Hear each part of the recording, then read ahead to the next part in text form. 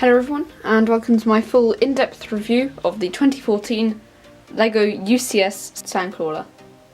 It is set number 75059, comes with 3,296 pieces, it's recommended for ages 14 plus, and it comes with 14 minifigures retailing for £250 in the UK and $300 in the US. So it's a pretty amazing set. It's a UCS set and it's one of the biggest ones they've made, and it's the biggest one which I have. So you can see it has tons of minifigures, most of which are droids. It has a massive set. So if you enjoyed the video and you want to see more like it, click the like button, and if you like my channel, then be sure to click subscribe. But without further ado, let's get right into the minifigure. So the set comes with 4 Jawas. It has 2 different types, and it's nice that they include 2 different types. They carry 2 different types of guns as well, which is nice. So I'll take 2 of them away and we'll just look at 2 of them in detail. So here we go. They both look very similar. They have very similar torso printings, which are both those sort of utility belts and cross things.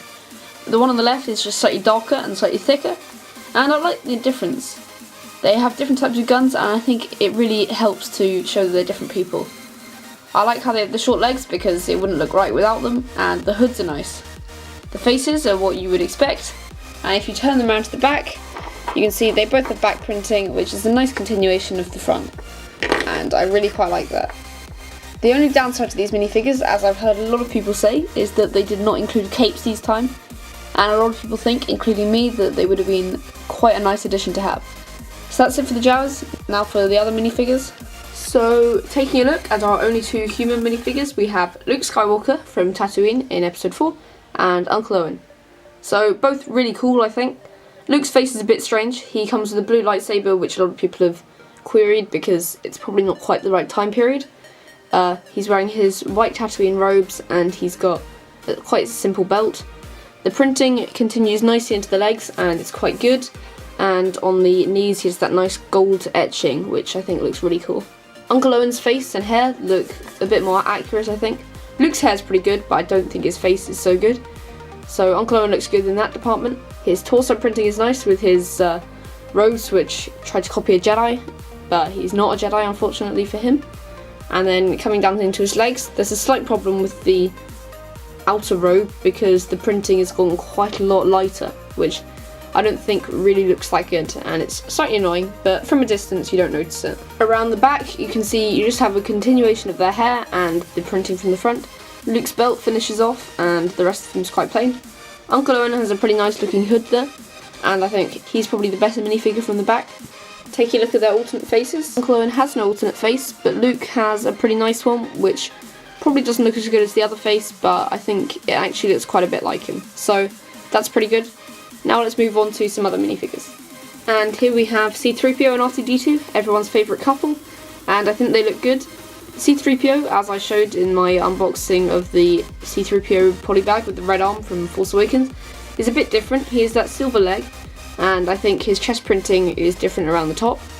He does look really cool, and I love how he's gold but has all that etching around. His face printing is good, and they've actually got the printed eyes now. And on the back he just has similar panels to what you might find in the Soldier, and some exposed wires, which look really cool. And then we have your average R2, but this is the one where you have the silver head rather than just a white head, which the old keyrings have. I've got one of those. This is actually my first separate R2 minifigure, and I'm not disappointed. I think he looks really cool on the front, and around the back it's a bit plain, but it continues the headpiece, and that looks really nice. He has all of his functions on the front, which is used to hack into ships, and all that sort of stuff. So I think he's a really cool minifigure, and so is C-3PO. And here we have the R1 unit, whose name I can't quite remember, but he's pretty cool. I don't know if he has any other name than just an R1 unit. I think it's a really cool droid, and it's a very tall one. It has lots of nice details on each side, and you build him up. But he still has the moulded headpiece up here, which has some pretty cool printing on it. And if we take him out of the way, we have the droid with the band motivator. I believe his name is R5D4. And I think his printing looks slightly slanted. I'm not sure if that's deliberate or not. His chest printing is very similar to R2's, but it's got that different colour scheme, and I very much like that. And the head, if I bend him forwards, has that nice red printing on the top, and it goes all around.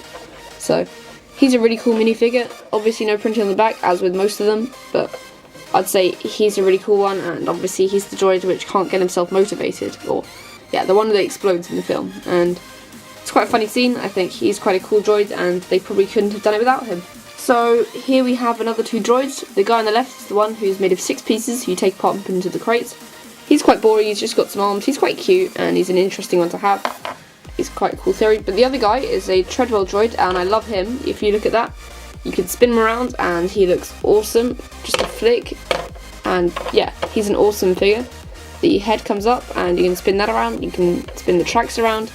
And all in all, I think he's a really cool addition to the set and a really nice take on a droid.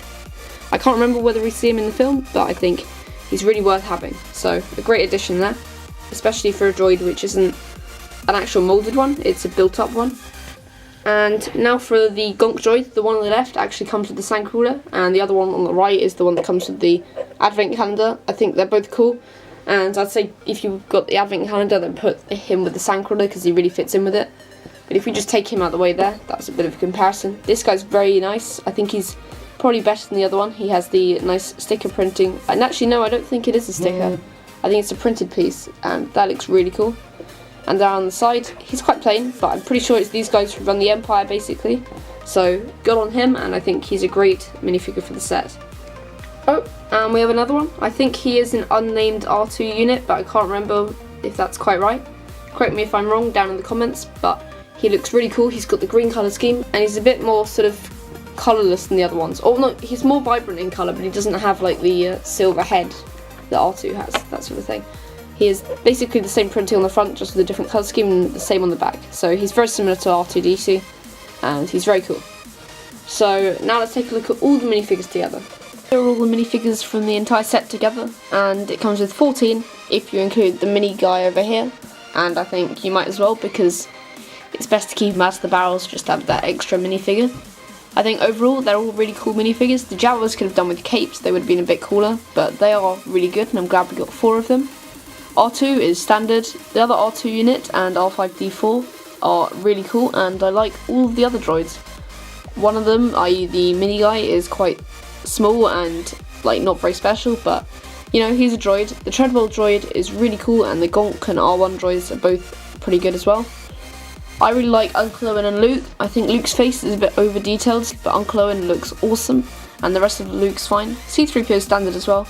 And that's it for all the minifigures. I think if you have any other droids, you should put them with the Sandcrawler because they really fit in there. And overall, these minifigures make it good. It's probably not as good as the selection you get from the Death Star because then they're all proper minifigures and not all droids.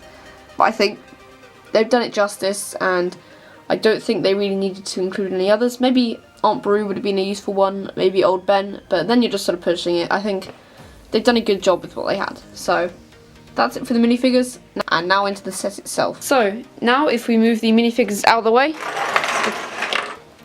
we'll take a look at the set itself. So we're going to be looking at this through different sections and zooming in on them because it's too big to look at as one ship. Just looking at it from a design perspective, it looks really cool. It has loads of greebling and details which make it look worn as it is in the film, like the panel here has quite a lot of different colours on it. It has lots of nice details on the side, and it has panels covering everything up. It's quite a neat set. It's symmetrical, and around the front it looks really cool. You've got that drop down door, and the roof is also very cool. And then if you look around the back, it has some very nice detailing as well, which takes up the space, and rather than just being flat, it ends up looking really cool.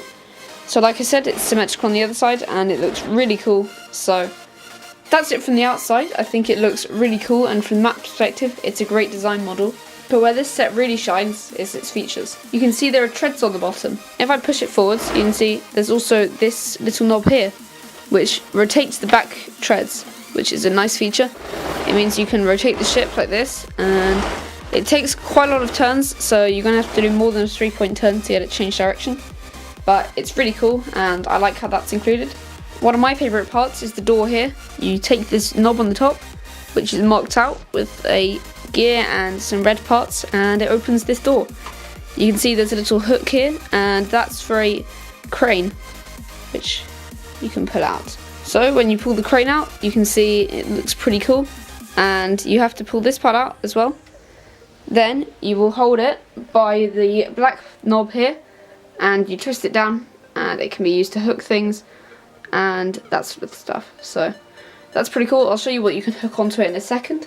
So you can take one of the 3 boxes provided and clip it on to one of the 3 attachments, which is a bit fiddly, but as long as you build it right, it fits on quite snugly like that. You place that onto the hook like so, and then you can use the winch to lift it back up. And this one probably works better on the other side.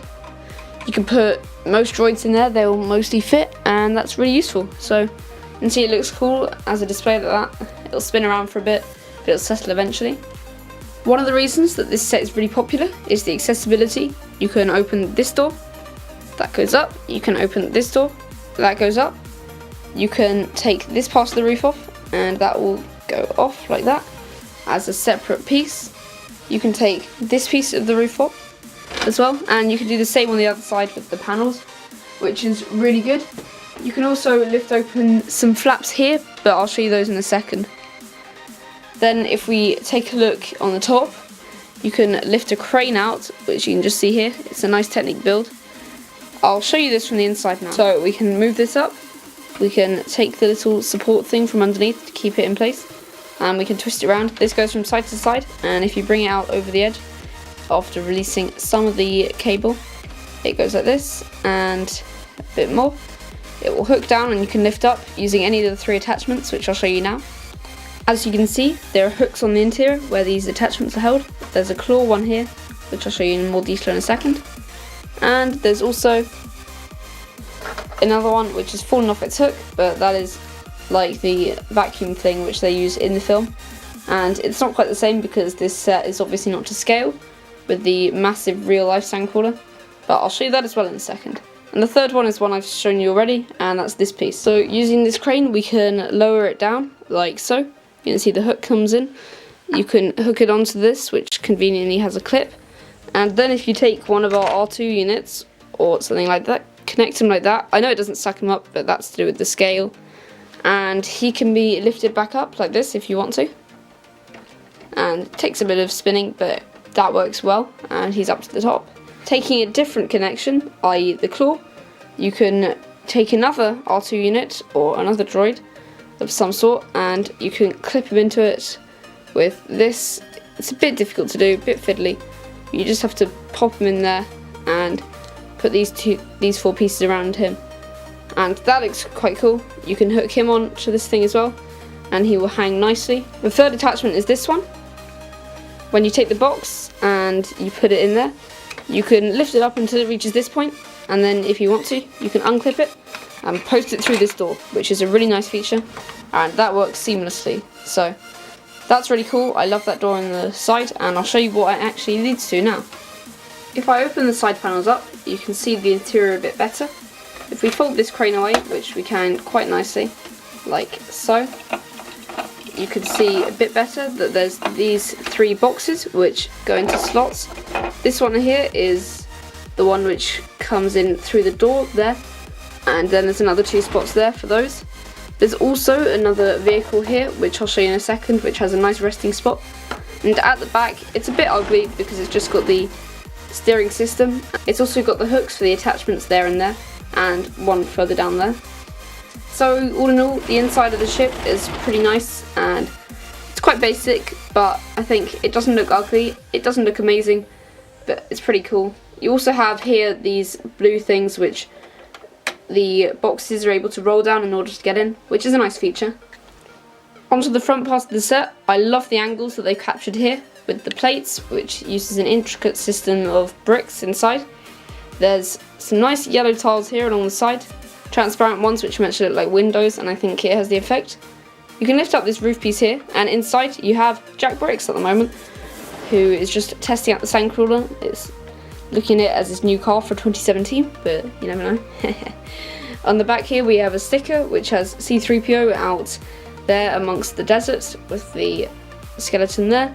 He's got, if we take Jack Bricks out of the way, some control panels, and you can easily fit at least 1 Jawa in. It's kind of difficult to get more than 2 or 3, but it's manageable. I mean, they sort of squeeze in there, and it's pretty cool. There's unique stickers on each one, which is a nice thing. They didn't just use the same one, which they could have quite easily. And it's really nice how they've managed to take this floor level and move it up which is really cool the way it fits in. So if you want to see how it's all built, then you can just look at the PDF design of the Sandcrawler, which is really worth doing, and I did it before I bought the set.